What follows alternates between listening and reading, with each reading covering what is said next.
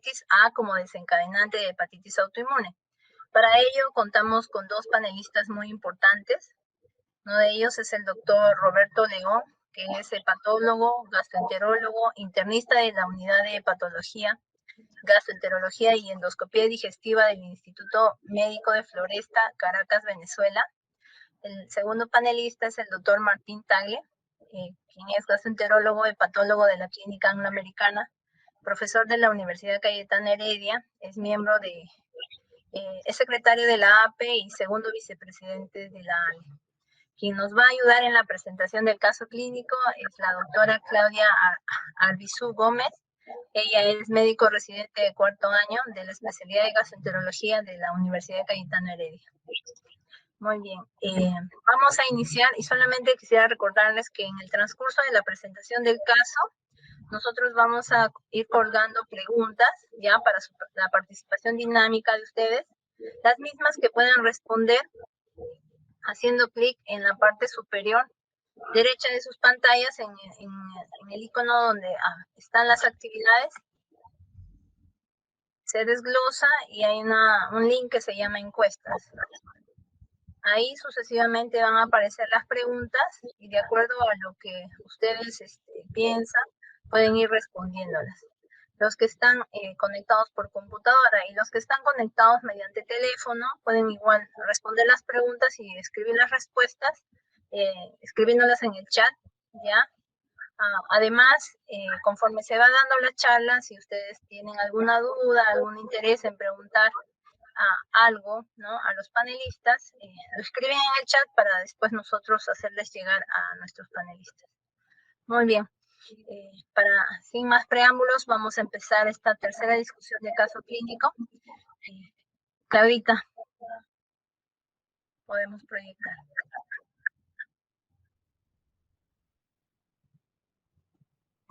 Buenas noches con todos, mi nombre es Claudia Lisuri. Es un honor para mí poder presentar el caso el día de hoy en conjunto con la doctora Vanessa Valenzuela.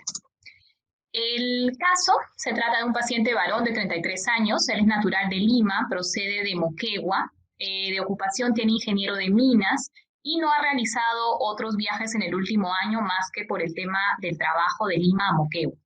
Él viene con un tiempo de enfermedad caracterizado por 7 días como tiempo de todo el cuadro clínico.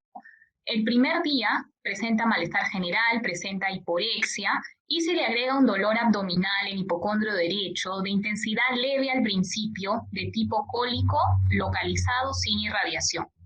6 días antes del ingreso, a la primera sintomatología se añade náuseas sin llegar a vómitos y estas molestias persisten durante todo este tiempo de enfermedad hasta que 2 días antes del ingreso se agregan ictericia y coluria. El dolor abdominal de las mismas características incrementa de intensidad y es por esto que el paciente, por persistencia de los síntomas, acude a consulta externa. Como antecedentes, el paciente no refiere antecedentes patológicos ni antecedentes quirúrgicos, niega antecedentes familiares de cualquier tipo o de enfermedad hepática crónica en cualquier familiar de primer y segundo grado. En relación a la medicación, niega ingesta de fármacos, esteroides o productos herbales. Y en la parte de hábitos nocivos, niega consumo de cigarro, pero un consumo de alcohol esporádico, más o menos una vez por mes, de poca cantidad sin llegar a la embriaguez.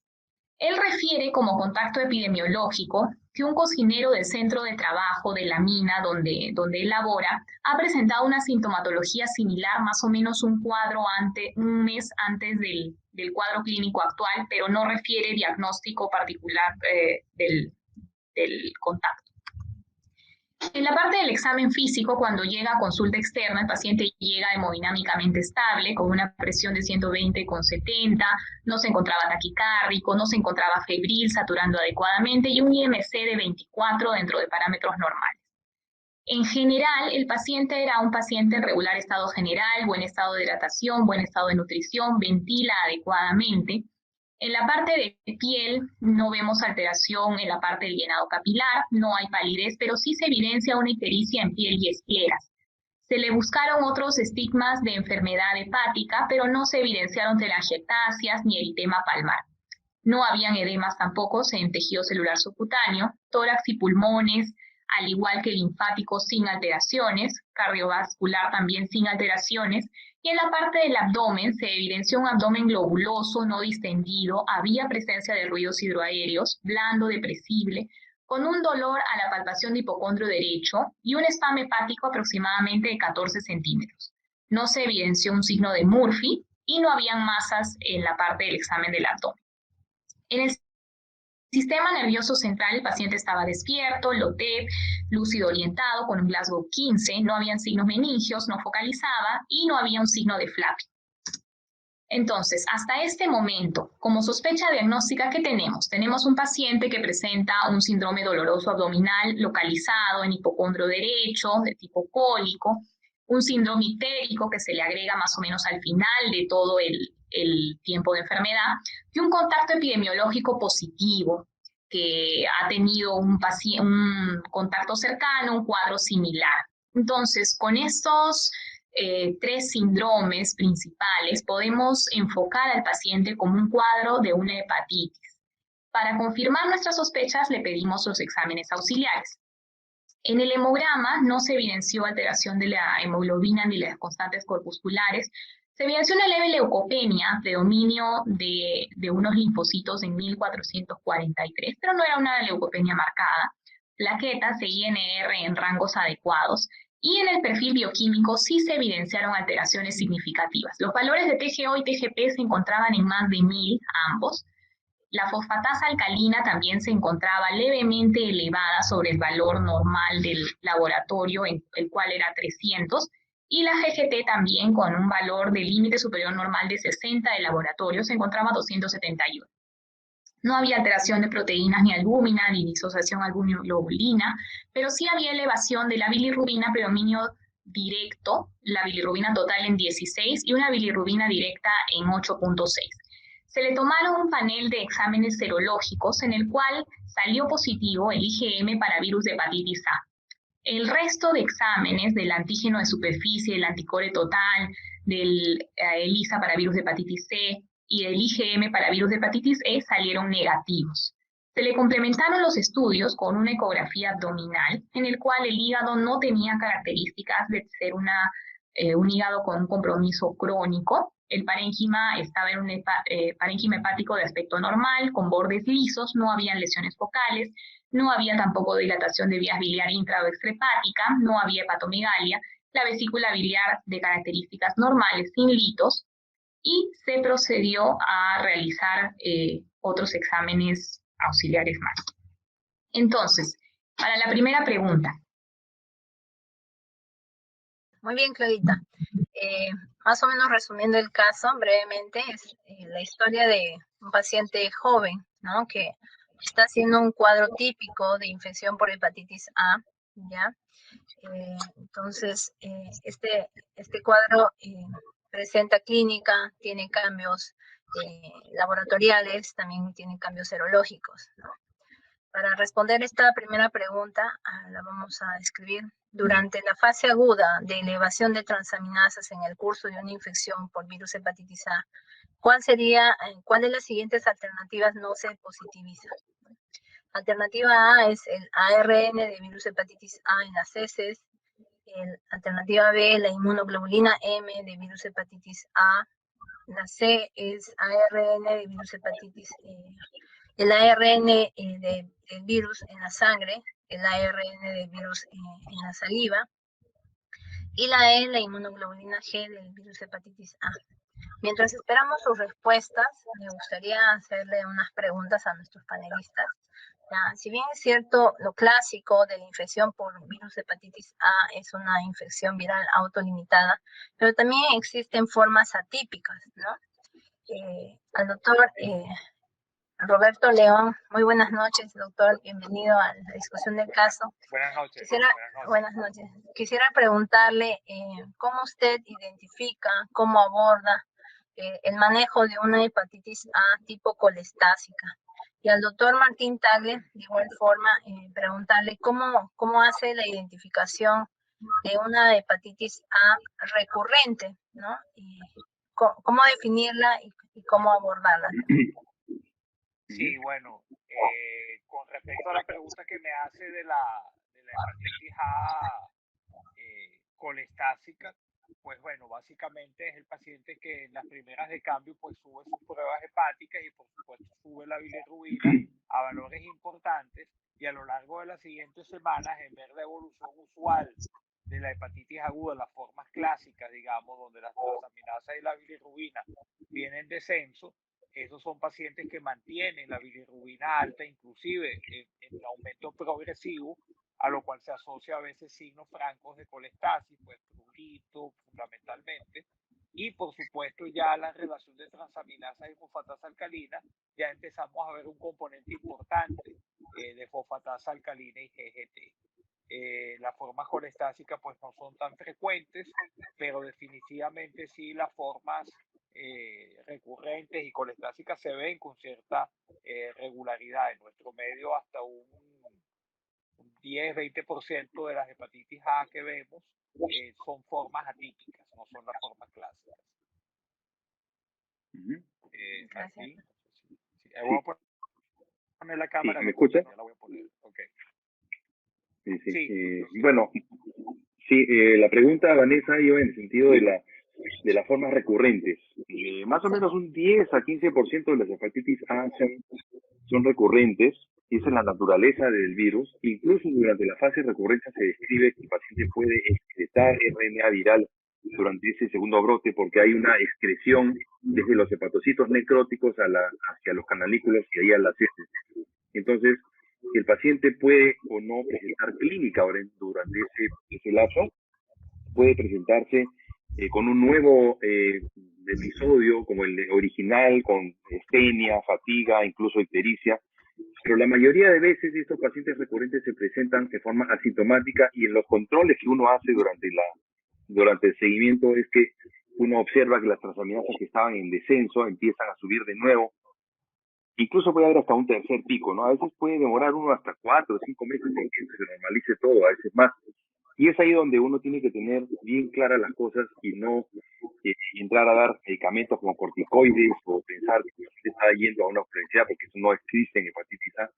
Pero sí, desde el inicio, por lo menos tengo como costumbre decirle a mis pacientes cuando les diagnostico hepatitis A que este escenario es muy posible y que puede ocurrir, y que no se asusten y que no se dejen llevar pues, por los comentarios, sino entonces ya cuando esto ocurre, cosa que es nada raro, y ya el paciente está advertido, y simplemente tenemos que reasegurar al paciente de que todo va a ir bien, y seguimos monitoreando periódicamente las transaminasas hasta su normalidad. Durante ese tiempo no hay que hacer ningún reposo forzado, ni ninguna dieta específica, simplemente que el paciente continúe su vida más o menos normal. Muchas gracias, doctores, por la respuesta. ¿Sería posible que me permitan compartir un momento la pantalla para mostrarles una lámina de las formas clásicas nuestras en Venezuela? No sé cómo. Sí, este sistema no lo conozco muy bien. No porque lo permite, yo tampoco, no sé si el administrador lo puede, si no, bueno, no importa. Rocío, ¿estás por ahí? En el margen inferior derecho, ahí está para compartir. Haga clic, doctor, y también puede compartir. ¿Cómo? Ajá. Tu pantalla presentar. Ajá. A ver. Permitirá relevar. ¿Cómo vuelvo a la pantalla? Porque estoy viendo mi propia imagen. No sé por qué estoy viendo mi propia imagen. Ah, ya. Ahora creo que se está presentando mi pantalla. Sí, doctor. Déjame ver si ven. Yo no la puedo ver. No la puedo ver yo. No sé cómo hago. ¿Y qué están viendo ustedes ahorita? ¿Una lámina mía? Sí, doctor. Yo sí alcanzo a ver. ¿Qué dice? La de hepatitis A en conductas de referencia. Sí, doctor, exactamente. ¿Alguien me puede orientar a cómo ver la pantalla? Porque estoy viendo mi propia imagen, no sé por qué. Rocío, alguien que nos ayude con ¿Están viendo lo que yo les estoy poniendo? No, sí, no veo nada. Lo mío sí lo están viendo. Yo no, yo me perdí, ahora estoy viendo solamente mi propia imagen, no sé por qué. Doctor, le lleve su cursor en el margen superior derecho y va a aparecer unos mosaicos, y ahí haga mostrar en mosaico. Bueno, de usted va a aparecer otra frase. Ya, ok, ahora sí, ya, gracias. ¿Están viendo Puede la empezar, pantalla doctor que les León. estoy poniendo? Sí, doctor León, puede empezar. Se estamos viendo Sí, todo bueno, su esto es rapidito. Lo que yo les quiero mostrar es en nuestro país, en series de casi 500 pacientes con hepatitis A, cuáles son las formas de presentación clínica que vemos con más frecuencia.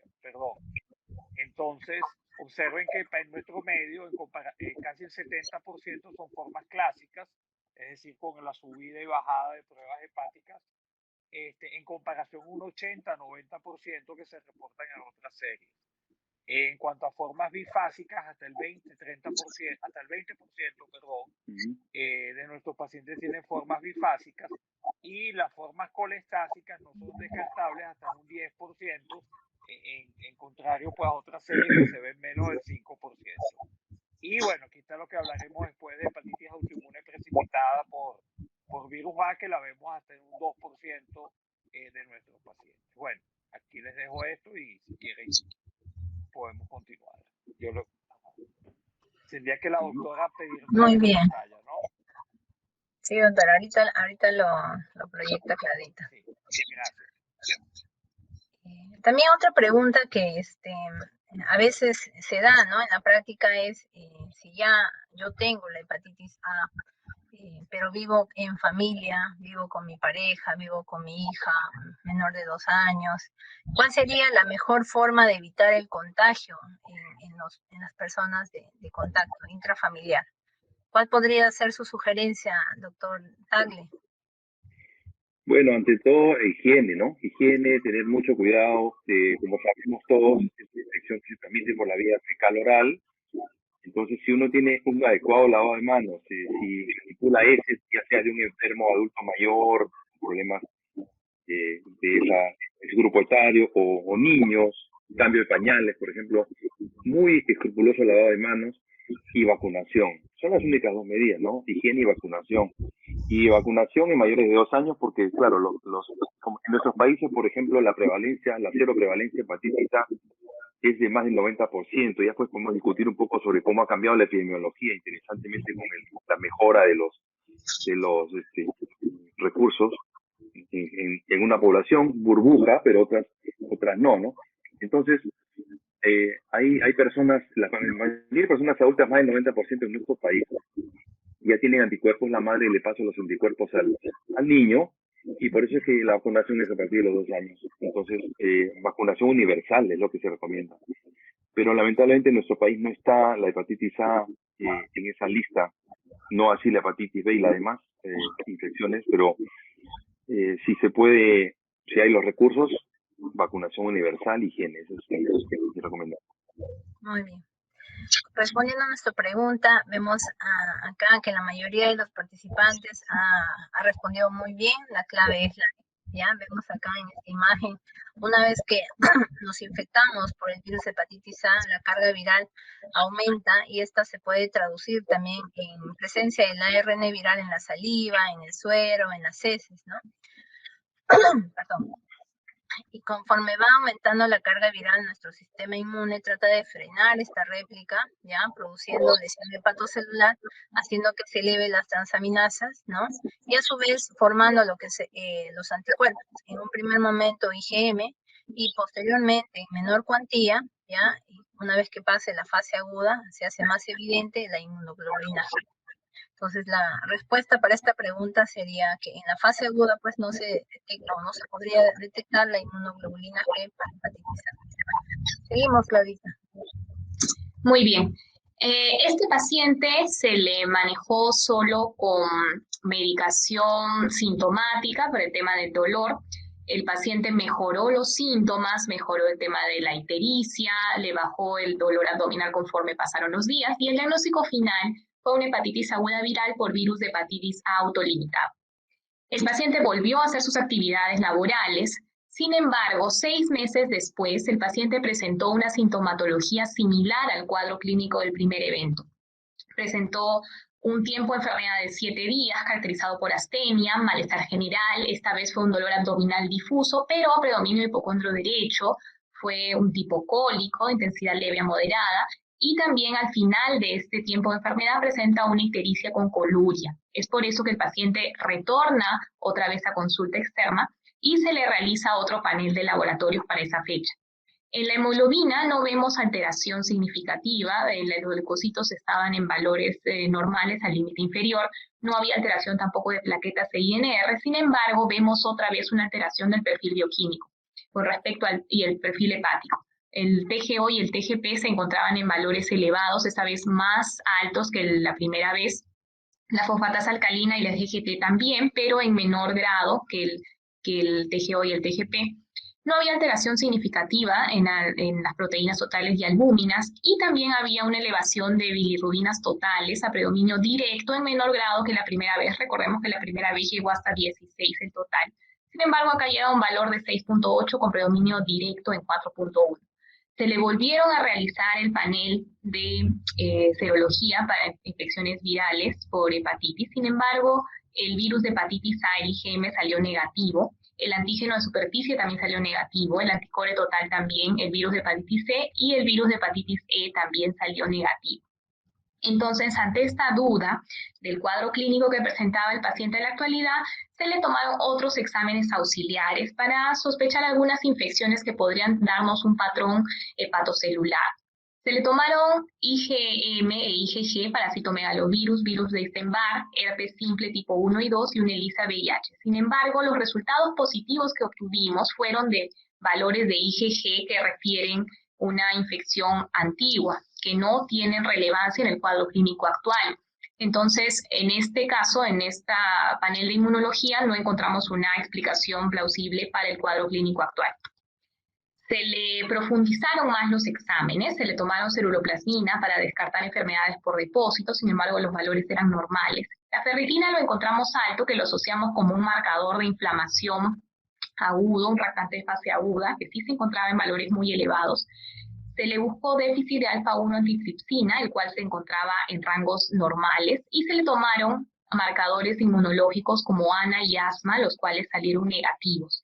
Se le añadió también un estudio de inmunoglobulina G, el cual salió en rango normal. Acá vemos los valores normales de la IgG. Se le complementaron los estudios en ese momento con un ecodoppler hepático para buscar signos de trombosis. Sin embargo, en la parte del hígado no se evidenciaron alteración en cuanto a la anatomía, los bordes regulares, bien definidos, no habían lesiones focales. Las venas suprahepáticas estaban conservadas, no había evidencia de trombos. La vena porta en 12 milímetros tenía un flujo hepatópeto, no habían trombos a este nivel. Y en el vaso también se encontró un vaso de 105/39 con un flujo venoso hepatópeto, tampoco con evidencia de algún signo de trombosis. Se le tomó una resonancia magnética de abdomen superior, en el cual no se evidenciaron lesiones neoformativas o cambios compatibles con alguna enfermedad por depósito que pudiera explicar el cuadro. Entonces, seguimos con la pregunta número 2.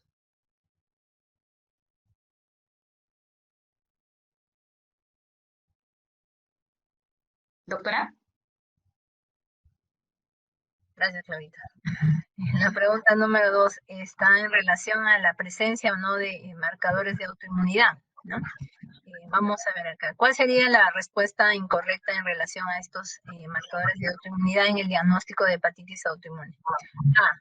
Anticuerpos antinucleares y antimúsculo liso son positivos en más del 95% de hepatitis autoinmune tipo 1. D. En las presentaciones agudas de hepatitis autoinmune, los anticuerpos pueden ser negativos inicialmente. C. La presencia de ANCA-P atípico puede apoyar el diagnóstico de hepatitis autoinmune, especialmente en ausencia de otros marcadores.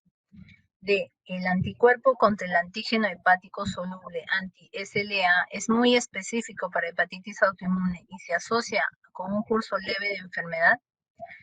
E. La hepatitis autoinmune tipo 2 se caracteriza por positividad de anticuerpos de tipo 1 microsomal de hígado y de riñón anti-LKM1 y anticitosol hepático tipo 1 anti-LC1. Muy bien, vamos a dar el tiempo para que ustedes revisen y nos entreguen sus respuestas. Mientras tanto, quisiera preguntarle al doctor Roberto León, que tal vez nos haga recordar ¿Cuáles son estos marcadores más representativos para definir el diagnóstico para hepatitis tipo 1 y tipo 2? Y al doctor Martín Tagle, si nosotros nos vemos con una alta sospecha diagnóstica de que es un cuadro de hepatitis autoinmune, pero tenemos estos marcadores negativos, ¿cuáles son los pasos que nos podría sugerir para llegar a establecer el diagnóstico? Me están escuchando, ¿verdad? Sí. Sí. Bueno, fíjense, yo cuando de verdad los marcadores autoinmunes o autoanticuerpos son muy importantes, pero definitivamente para mí son bien imperfectos, porque muchos pacientes pueden tener los negativos y realmente tener hepatitis autoinmune. De hecho, una de las formas variantes de hepatitis autoinmune, según algunas clasificaciones, hablan de hepatitis autoinmune con anticuerpos negativos. ¿Ok? De hecho, la hepatitis autoinmune que sigue la hepatitis A, usualmente los autoanticuerpos son negativos. Entonces, para mí el examen reina en hepatitis autoinmune es la inmunoglobulina G cuantificada.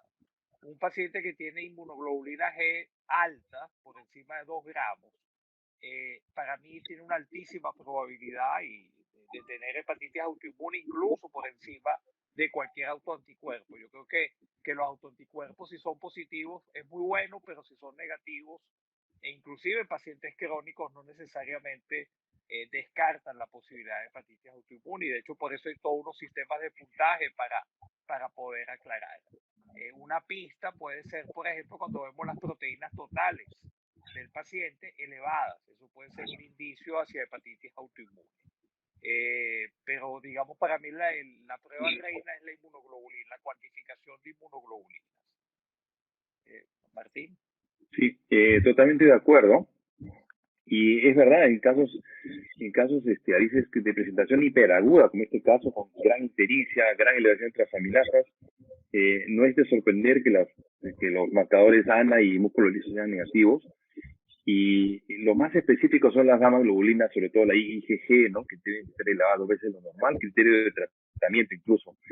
En el libro que publicamos en el año 2012, en Patología 2012, ahí creo que Roberto colaboró también en ese libro, describimos justamente un caso de hepatitis autoinmune, una chica de 24 años con presentación aguda, y incluso tenía las gamma globulinas normales. Esta chica tenía 25 años, pero tenía transaminasas muy elevadas y gran ictericia y un cuadro agudo.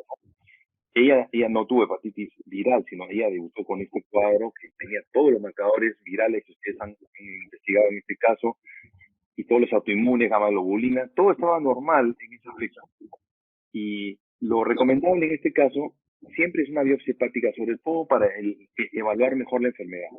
Si bien es cierto, la sospecha de hepatitis autoinmune es grande y podemos casi por descarte hacer el diagnóstico, esta es una de las instancias en las que tenemos que pensar como hepatólogos y mirar nuestra histología. Nos gusta la biopsia hepática, y en este caso que les comento, por ejemplo, la paciente tuvo una fibrosis grado 3, y como sabemos todos, es una enfermedad crónica que se presenta como una enfermedad aguda, pero esta paciente que les cuento ya tenía una fibrosis grado 3 en la biopsia, o sea, una precirrótica, pero respondió muy bien al tratamiento inmunosupresor, corticoide, y hoy en día la sigo viendo después de casi 10 años con una estabilización de la función hepática, en normalidad incluso la chica salió embarazada, manteniendo su azatioprina durante el embarazo, podemos discutir eso más tarde, y todo muy bien. Entonces, la biopsia hepática tiene un rol importante en hepatitis autoinmune, en mi opinión.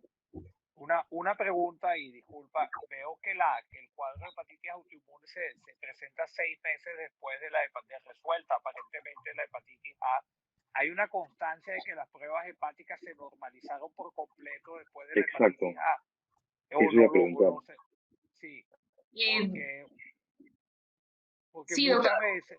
Ajá, adelante, perdón. Los valores bajaron a niveles normales después. No los hemos puesto por tema de tiempo, pero sí. O sea, el paciente tuvo un cuadro de su hepatitis inicial viral que se autolimitó y mejoró totalmente, digamos. Okay. Sí, porque llama la atención que si la paciente no tenía un diagnóstico de hepatitis autoinmune previo y todo lo que vimos inicialmente fue hepatitis A, que en tan solo unos meses tuviera un grado de fibrosis tan avanzado. Bueno, ustedes no han presentado la biopsia, por cierto, ¿no? Todavía. Bueno, entonces mejor esperamos. No, yo estoy hablando de otro caso, La fibrosis es un caso biobín, ojo. Entonces, espérate, me estoy confundiendo, disculpen. No, yo estaba hablando de un caso que yo manejo todavía. Sí. Entonces, disculpe, disculpe, doctor. Perdón. Muy bien, gracias por sus respuestas. Para responder la pregunta 2, bueno, como hemos escuchado, los anticuerpos muchas veces no están en el 100% de los casos, ya la pregunta es correcta. Puede el ANA y el asma estar presente en la hepatitis autoinmune tipo 1 en más del 95%. De igual forma, para el hepatitis autoinmune tipo 2, el anti-LKM1 y el anti-LC1, ¿ya? Cuando hay presentaciones agudas de hepatitis autoinmune, estos anticuerpos podrían ser negativos al inicio, sí, también es una sentencia correcta. El P-ANCA atípico podría estar presente en hepatitis autoinmune también. Y lo que es incorrecto es que el anticuerpo contra el antígeno hepático soluble, si bien cierto es muy específico, pero se asocia a una evolución grave de la enfermedad, ¿no? Entonces la respuesta incorrecta es la D. Muy bien, Claudita. La mayoría de nuestros participantes ha acertado. Eso es bueno, los felicito. Sigamos con la discusión. Muy bien, seguimos con el caso. Entonces, como lo mencionaron los doctores, en este caso no teníamos un cuadro muy claro y se decidió realizar la biopsia hepática. En la microscopía se evidenciaron 12 espacios porta con ducto biliar en 7 espacios y se evidenció un severo infiltrado inflamatorio de linfocitos en la zona portal, infiltrado de células plasmáticas, las cuales sobrepasaban la placa limitante, comprometían lobulillos y había necrosis de hepatocitos individuales y necrosis en puente. Hubieron muy ocasionales hepatocitos sincitiales, rosetas hepatocíticas, pero sí se evidenciaron, y congestión. A la tinción tricrómica de Mason se evidenció una leve expansión fibrosa. Entonces, el diagnóstico fue una hepatitis de interfase crónica activa, una fibrosis baja en un grado Ishak de 1 y un grado histológico Ishak de 16 y 18 que implica una actividad severa del cuadro. Entonces, tenemos una imagen referencial. En esta imagen vemos una hepatitis de interfase, en donde la placa limitante está invadida por un infiltrado linfoplasmocito, ¿no? Entonces, más o menos es un análogo de lo que se evidenció a través de la biopsia hepática de este paciente. Entonces, vamos con la tercera pregunta. Haciendo una biopsia hepática, ¿cuáles serían los hallazgos histológicos de la hepatitis autoinmune? Clave A, hepatitis de interfase linfoplasmocítica, esteatosis macrovesicular, peripolesis, hepatocitos en roseta. Clave B, hepatitis de interfase linfoplasmocítica, fibrosis de ductos biliares de mediano tamaño, necrosis centrolobulillar y esteatosis. Clave C, hepatitis de interfase linfoplasmocítica, necrosis en sacabocados, en peripolesis, hepatocitos en roseta. Clave D, hepatitis de interfase linfoplasmocítica, esteatosis, inflamación periportal, cuerpos de Mallory-Denk.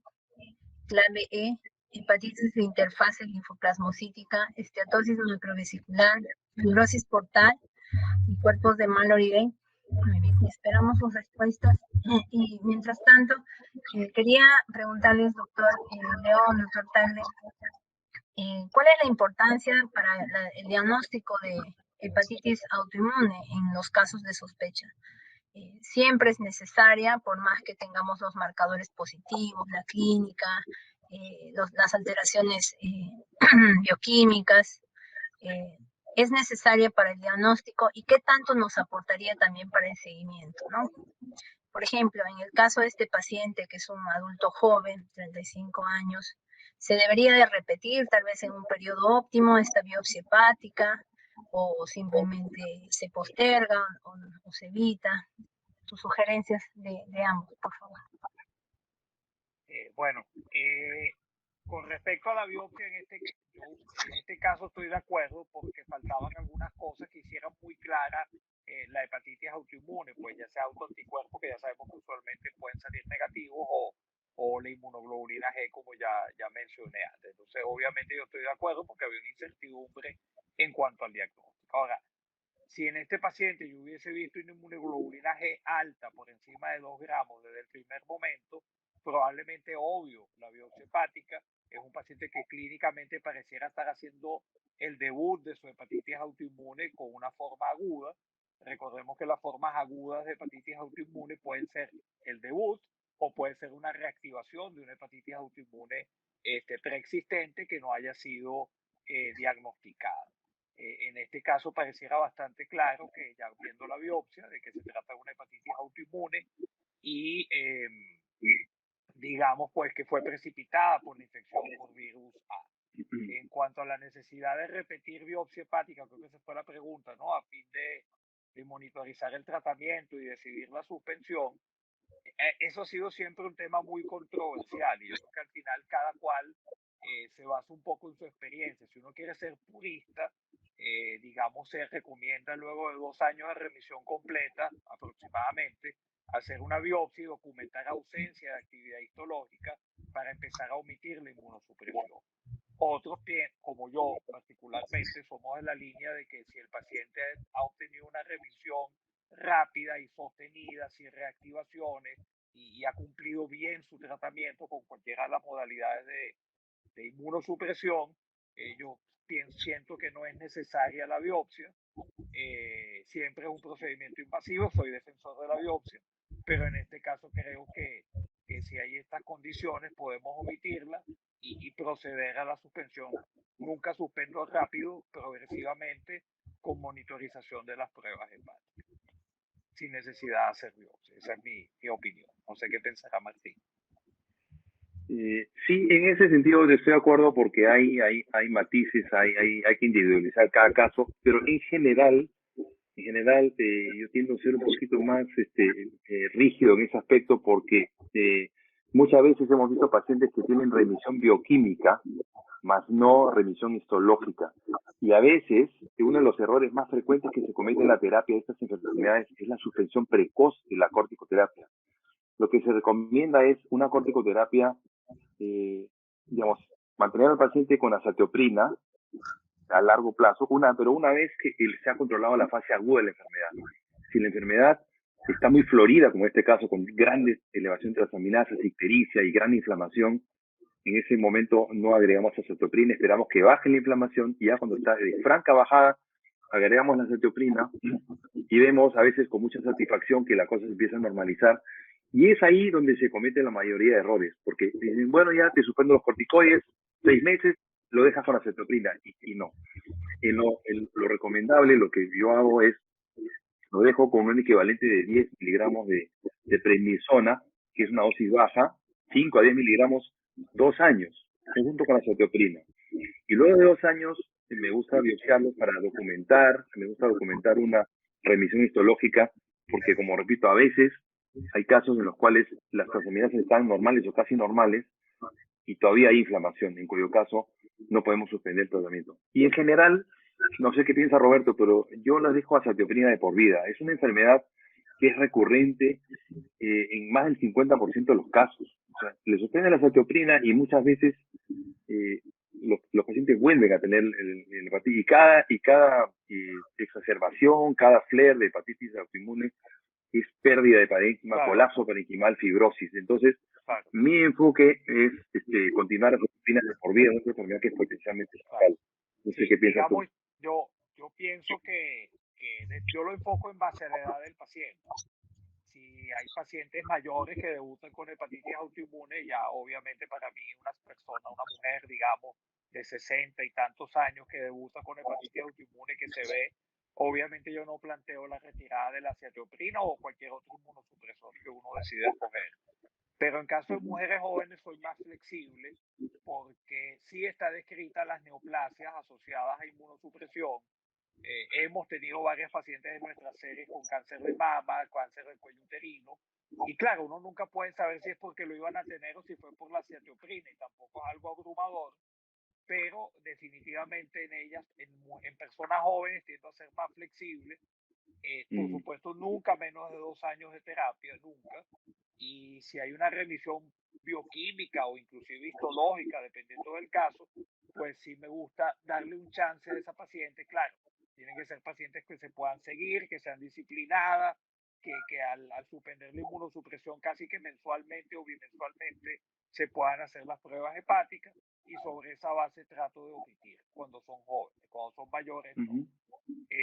Pero también esto es un tema que creo que nadie ha resuelto en la especialidad. Siempre hay mucha controversia, porque dejar a una mujer de 15 años en acetoprina o en micofenolato mofetil el resto de su vida no es fácil, ¿no? Con todas las consecuencias que significa estar inmunosuprimido a largo plazo, ¿no? Más que todo el tema de las neoplasias, digamos, que pueden aparecer. Sí, exactamente. Nosotros tuvimos la oportunidad de ver una paciente joven con acné, que estaba siendo tratada con isotretinoína, que es el roacuton, y la paciente hizo un cuadro de hepatitis autoinmune light, ¿no?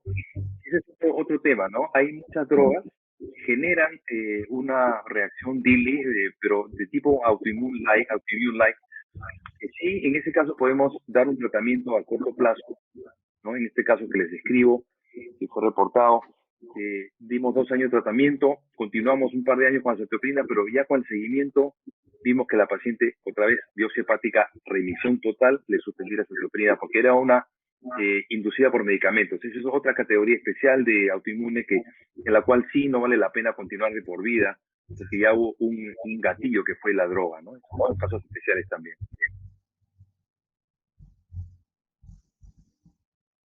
Gracias por la respuesta, doctor León, doctor Tagle.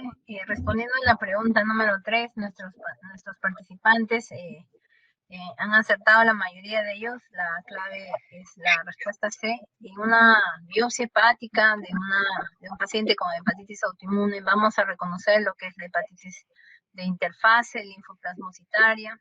Vamos a poder identificar también necrosis en sacabocados, lo que es la hemolipolesis, que son linfocitos dentro de los hepatocitos.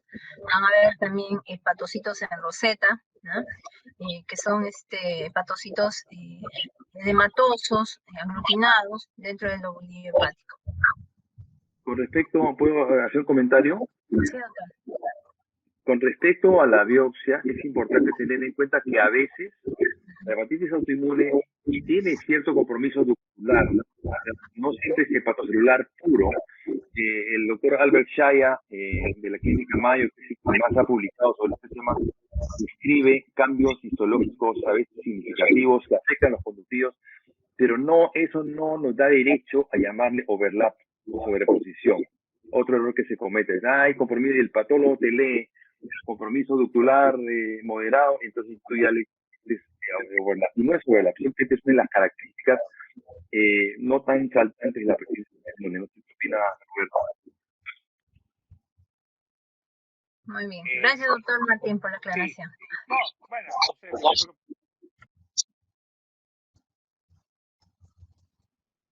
¿aló? Doctor León. Sí, díganos, doctor okay. León.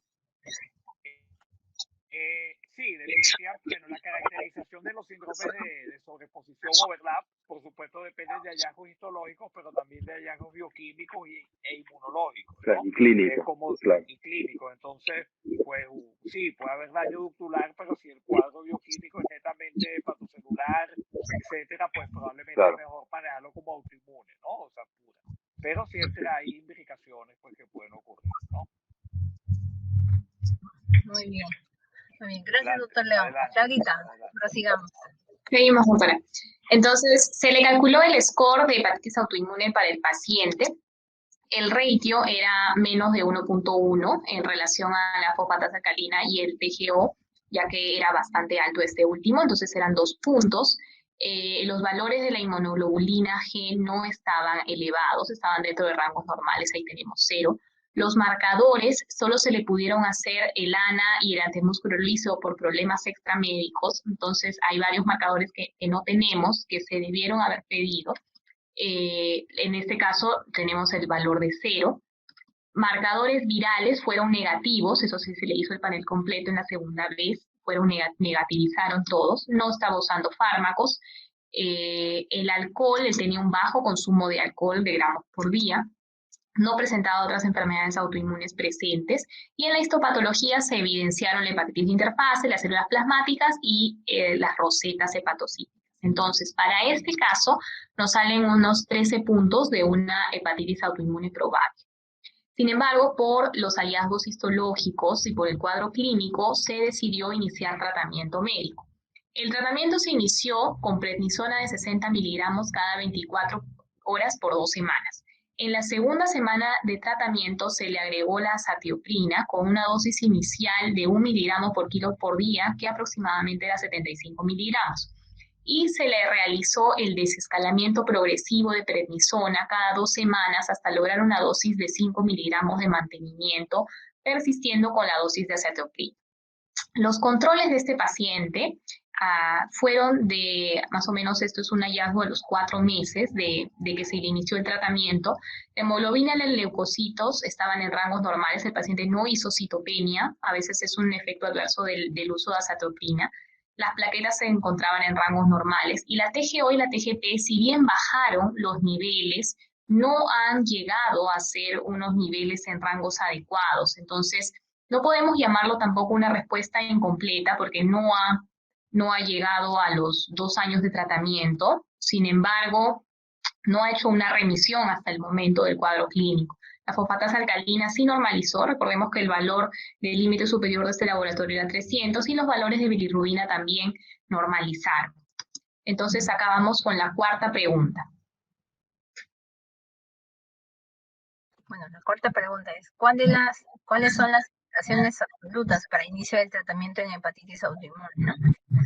Marque la incorrecta. El TGP más de 10 veces el valor normal, la clave A. La clave B, el TGO más de 10 veces del valor normal. Clave C, TGO más de 5 veces del valor sérico normal, asociado a inmunoglobulina G sérico más de 2 veces del valor normal. Clave D, necrosis en puente o necrosis multiacinal en histología. Clave E, síntomas incapacitantes como artralgia o fatiga. Mientras los participantes contestan la pregunta, quería preguntarles, doctor Martín Tagle, doctor, en casos de síndromes de overlap, se ha visto que hay asociación con hepatitis autoinmune aguda, o el cuadro usualmente se presenta como hepatitis autoinmune crónica. Permiso, entonces, bien, yo creo que cuando uno ve una hepatitis autoinmune que se presenta de forma aguda como primera manifestación, bueno, siempre hay que diferenciar, como les digo, pues, si es una reactivación o si es un debut, ¿ok? ¿Cómo uno puede saber si es una reactivación? Si este paciente, pues, tiene algunos estigmas de enfermedad hepática crónica, por ejemplo, un paciente con hepatitis aguda autoinmune, con esplenomegalia, con plaquetopenia, eventualmente le ven varices, bueno, probablemente es un paciente que ya la tenía y lo que estamos viendo es un flare o un repunte, pues, de la hepatitis autoinmune. Y en ese contexto, pues, sí, probablemente se puedan ver overlaps. Ahora, yo creo cuando, claro, digamos, es una forma aguda de debut en un paciente que no tenía nada previamente, creo que es un poco menos probable ver que haya overlap. Y lo otro es un comentario sobre el tema del tratamiento. En esto no podemos esperar 2 años con las transaminasas en este nivel para decidir un cambio de tratamiento. O sea, si uno empieza el esteroide, ve una rápida respuesta y la azatioprina no termina de normalizar todo, es una falla azatioprina. Y esto debe motivarnos a cambiar rápidamente de droga ahorradora de esteroides. En este caso, una opción excelente hubiera sido, por ejemplo, micofenolato mofetil, por decir una droga. Entonces, yo no esperaría jamás 2 años para hablar de respuesta. La respuesta es ya, pues, digamos, a las pocas semanas ya las transaminasas deben estar normales y mientras no logremos la respuesta hay que mantener al paciente en unas dosis importantes de esteroides y como dijo Martín antes, una vez que el esteroide nos haga remitir completamente la enfermedad y tener transaminasas de verdad normales es cuando uno empieza a asociar las drogas y si la azatioprina estamos viendo que no funciona bien, podemos llegar a una dosis hasta de 100 miligramos y si no funciona bien, en las primeras de cambio, pues rápidamente considerar una segunda droga que por lo menos en la práctica mía es micofenolato mofetil con excelentes resultados. No sé qué piensa Martín. Sí, de acuerdo. En realidad, en los casos de overlap no es no hay series pues grandes de overlap, hay grupos de casos pequeños, 5 o 10 casos, así. Entonces, no hay grandes series, pero en realidad puede darse en cualquier contexto, ya sea presentación aguda o crónica. Hemos tenido pacientes también que presentan con gran elevación de fosfatasa y la biopsia tiene características de las dos enfermedades, CBP y hepatitis autoinmune. Y el manejo de acuerdo a los criterios de París, que ya conocemos, ¿no? Clínicos, citológicos y bioquímicos. Y lo importante es la valoración, la individualización aquí, ¿no? O sea, no se puede generalizar. Tenemos que tomar cada paciente como ver bien, como decía Roberto, tiene esplenomegalia, tiene plaquetopenia, tiene varices, en fin. Una cosa también, a veces no podemos hacer fibroscan aquí. La valoración de la fibrosis es difícil en estos pacientes porque como tienen hepatitis aguda, el fibroscan va a sobreestimar, como todos sabemos, el grado de fibrosis.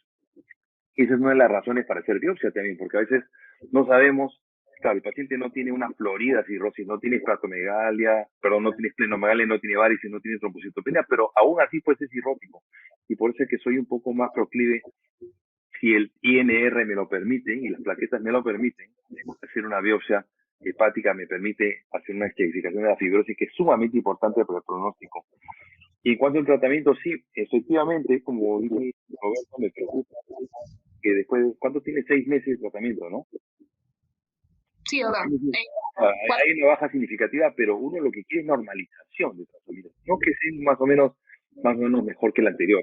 Yo quiero que estén normales. Si no están normales, todavía hay idea inflamatoria y ese paciente debe ser considerado después de 3 meses o 4 de tratamiento que no normaliza, salvo, no es el caso de este señor que es un paciente joven que tiene un IMC normal, pero a veces tenemos otros factores confusores. Tenemos, por ejemplo, mujeres obesas, diabéticas, que puede también haber un componente de hígado graso que se está mezclando, o que un paciente que usa medicamentos.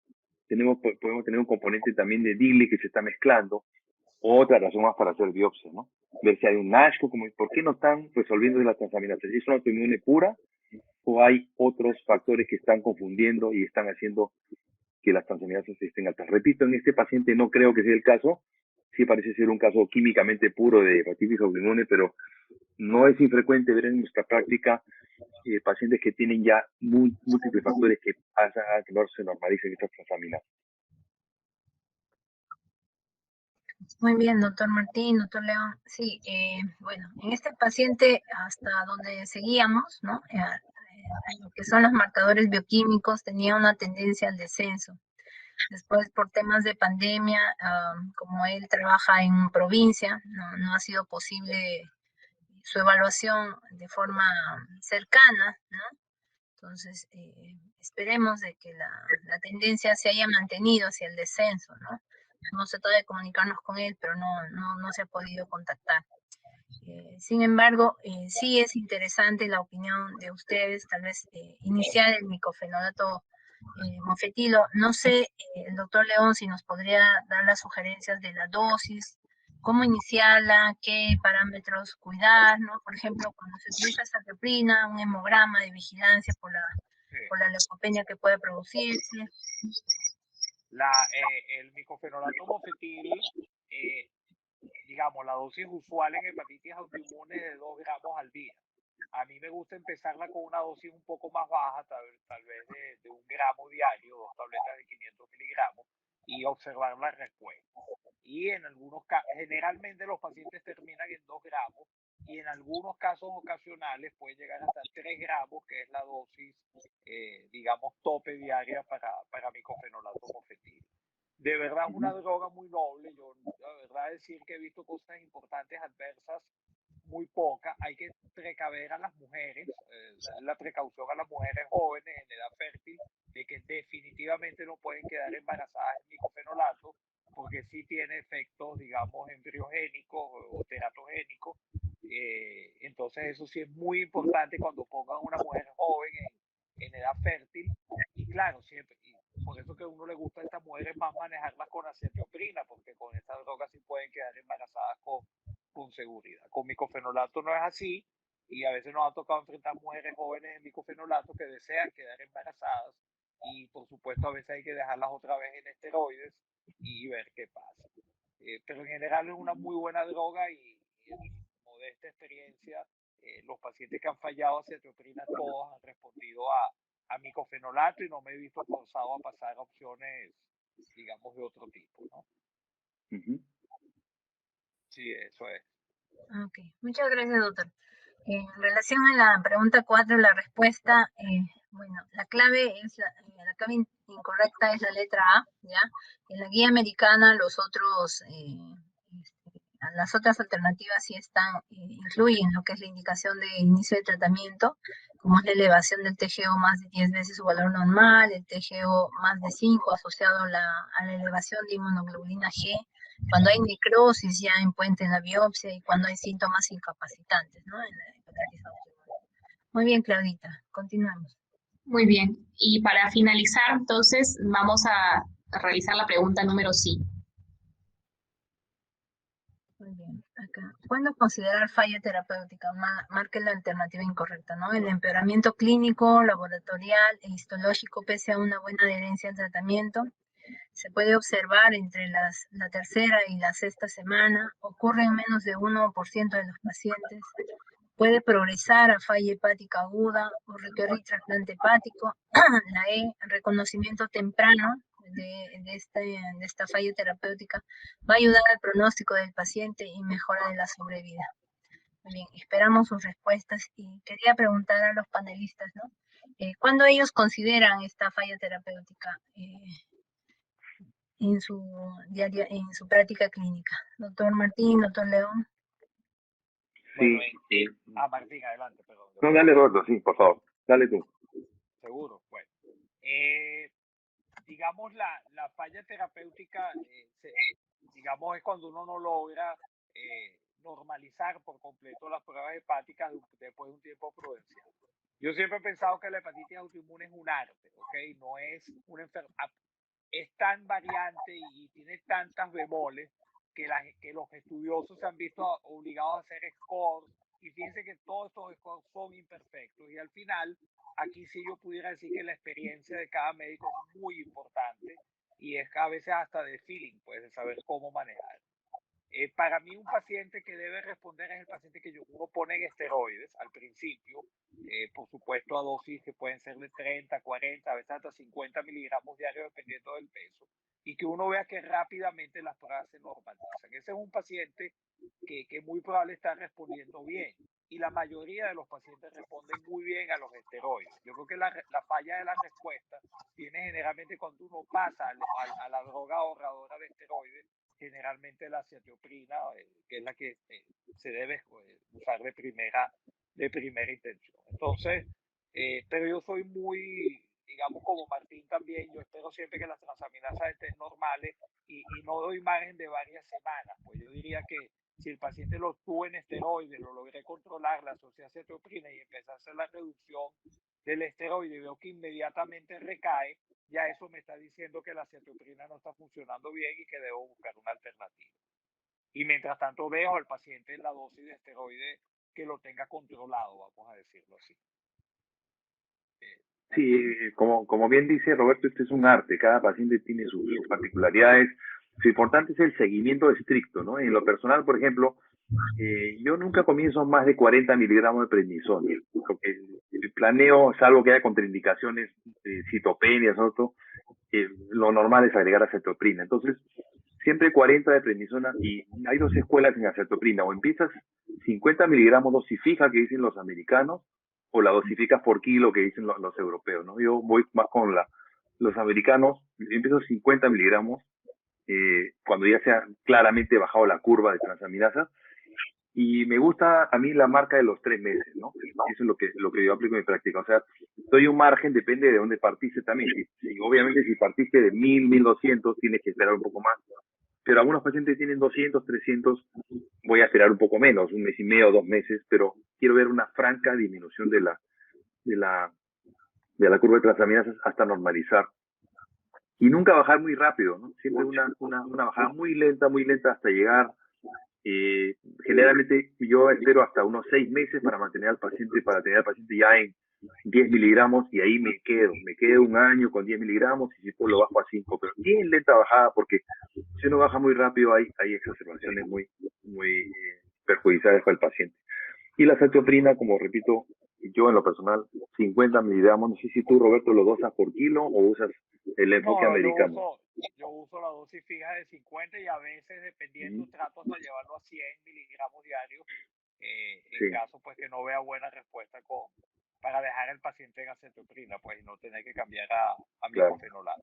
Hay otro truquito también, porque esto siempre yo creo que es un arte, que no sale mucho en los libros, pero hay pacientes que, cónchale, no terminan de responder por completo y a veces tú le das ursodiol y entonces empiezan a normalizar. Entonces, por eso que esto es un arte. Yo creo que la hepatitis autoinmune no es la hepatitis A o B, donde hay un medicamento que actúa y punto, sino que aquí hay que jugar mucho, como también el manejo de la inmunosupresión post-trasplante, por decir algo. Entonces, siempre hay la experiencia y el haber manejado pacientes ayuda mucho. Pero digamos, claro, la teoría estricta, por supuesto, es limitarnos a los esteroides y a drogas como acetoprina o en caso de no una buena respuesta, el micofenolato mofetil, ¿no?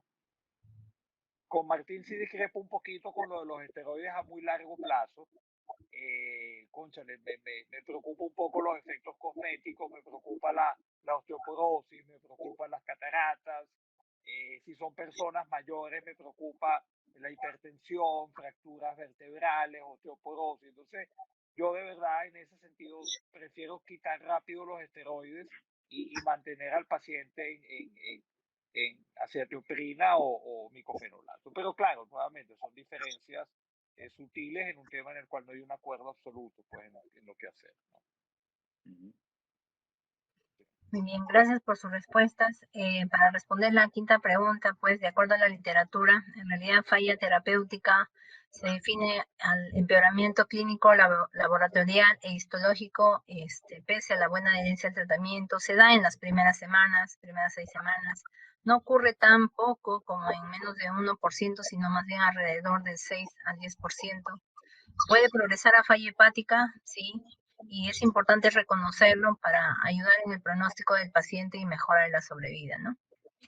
Bastante interesante la discusión del caso. Les agradezco a los panelistas, a Claudia por la presentación del mismo. Tenemos unas preguntas de acá del auditorio que me gustaría hacerles llegar. Una de ellas es sobre la falla hepática asociada a la infección de virus hepatitis A. ¿Cuán frecuente es en su medio? ¿Cómo podemos reconocer de forma temprana para ayudar a la derivación de nuestros pacientes? Doctor León, doctor Martín. Sí, Roberto tiene una serie incluso de casos que he presentado. Sí, digamos, en Venezuela tuvimos en el año 2018 y 2019 una mega epidemia de hepatitis A por diferentes razones que no vienen al caso ahorita explicar. Y entonces empezamos a ver cosas que no habíamos visto en mucho tiempo. Y vimos varios pacientes con falla hepática severa o fulminante. ¿Cuáles son los elementos en hepatitis A? Sabemos que la hepatitis A fulminante, o vamos a decir la falla hepática aguda por hepatitis A, generalmente tiene un curso hiperagudo. Entonces hay que estar muy pendiente del estado mental cuando el paciente debuta y más que todo cuando empieza con ictericia.